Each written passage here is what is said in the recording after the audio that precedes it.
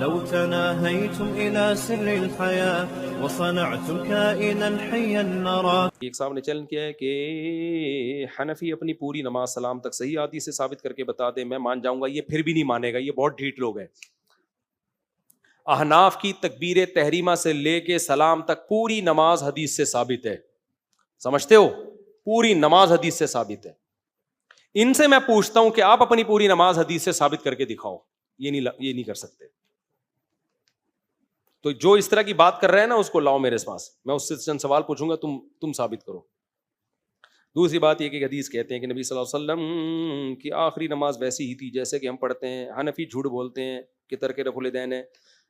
صحابہ کرام میں اکثریت ترک رفع الیدین کرتی تھی. یہ اس طرح کے جتنے بھی لوگ ہیں نا ان کو ڈی موٹیویٹ کیا کرو، ان کا کوئی کام نہیں ہے. ان کا رفع الیدین ٹانگیں چوڑی. میں مانتا ہوں سارے اہل حدیث ایسے نہیں ہوتے جیسے جس نے آپ پر یہ اعتراض کیا، لیکن بہت سے اس طرح کے ہوتے ہیں، ان کو ایسی بیماری ہوتی ہے کہ ان کو کوئی غرض ہی نہیں. وہ ووٹ بھی اس بات پہ دیتے ہیں کہ وہ رفع الیدین کر رہا ہے کہ نہیں کر رہا.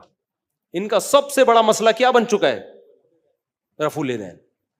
تو یہ کم ظرف لوگ ہیں، سمجھتے ہو؟ یہ اختلافی مسئلہ ہے، صدیوں سے چلا آ رہا ہے. ابراہیم نخعی جن کا نام امام بخاری بڑے احترام سے لیتے ہیں، وہ ترک رفع الیدین کے قائل تھے. عبداللہ بن مسعود ترک رفع الیدین کے صحیح حدیث ہے ترمذی کی.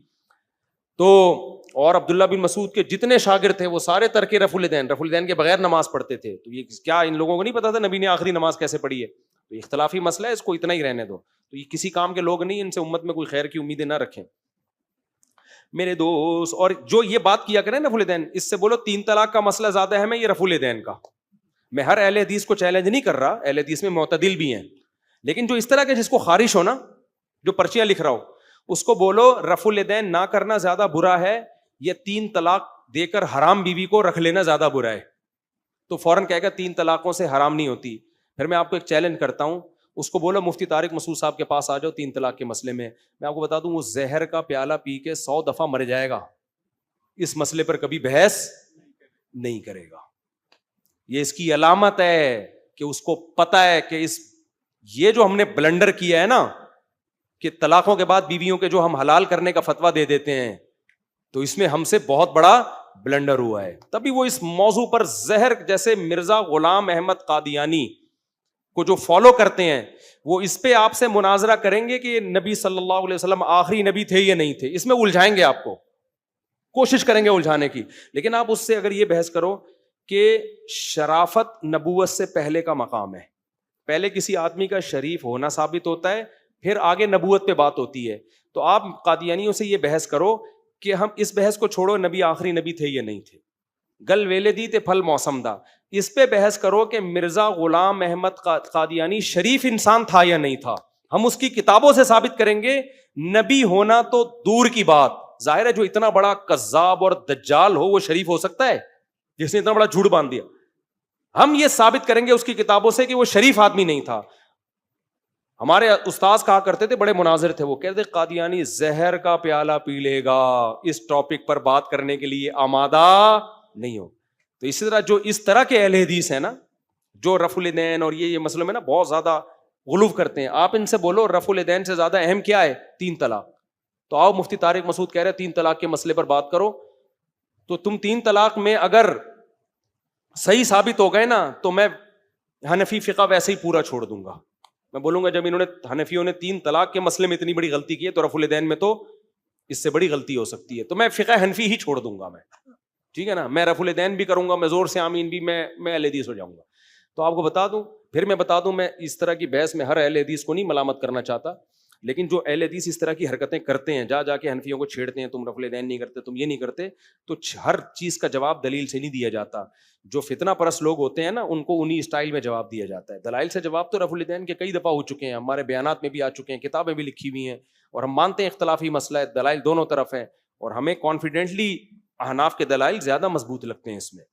تو لیکن آپ کو نہیں لگتے تو کوئی ایسی بات نہیں ہے، اختلافی مسئلہ ہے. 3 طلاق کا مسئلہ اختلافی نہیں ہے، آپ نے بنایا ہوا ہے، اجماعی مسئلہ ہے وہ. تو آپ آؤ اس پہ بحث کرو. 3 طلاقیں ایک ہوتی ہیں کہ 3 قرآن و سنت کی روشنی میں. تو میں آپ کو لکھ کے دے دوں، وہ زہر کا پیالہ پی لے گا، وہ اس مسئلے پر بحث نہیں کرے گا. وہ یوٹیوب پہ کلپ بنا کے ڈال، میرے ہو سکتا ہے اس کلپ پہ بھی ریئیکشن آ جائے، کلپ بنا کے ڈال دے گا، سامنے نہیں بات کریں گے کبھی. کلپوں میں بڑے گھیر پھیر ہوتی ہے، جب سامنے بات ہوتی ہے نا شرائط کے ساتھ وہ الگ اسٹائل میں ہوتی ہے. سمجھتے ہو کہ نہیں سمجھتے؟ پھر اس میں آدمی اسی وقت پکڑ لیتا ہے کہ آپ گڑبڑ کیا کر رہے ہو, ترجمے میں کہاں غلطی کر رہے ہو, کہاں آپ کسی صحابی کی طرف غلط بات منسوب کر رہے ہو. ظاہر ہے کسی ایک صحابی نے بھی 3 طلاق کو ایک نہیں کہا, تو کیسے یہ مذہب ٹھیک ہو سکتا ہے؟ 3 طلاق کو ایک کہنے والا کیسے ٹھیک ہو سکتا ہے؟ آپ کا علم صحابہ سے آگے نکل گیا کیا؟ جس صحابی سے بھی ہمیں ملتا ہے اکٹھی 3 طلاقوں کا 3 ہی ملتا ہے ہمیں, تو آپ کیا صحابہ سے بھی آگے نکل گئے ہو؟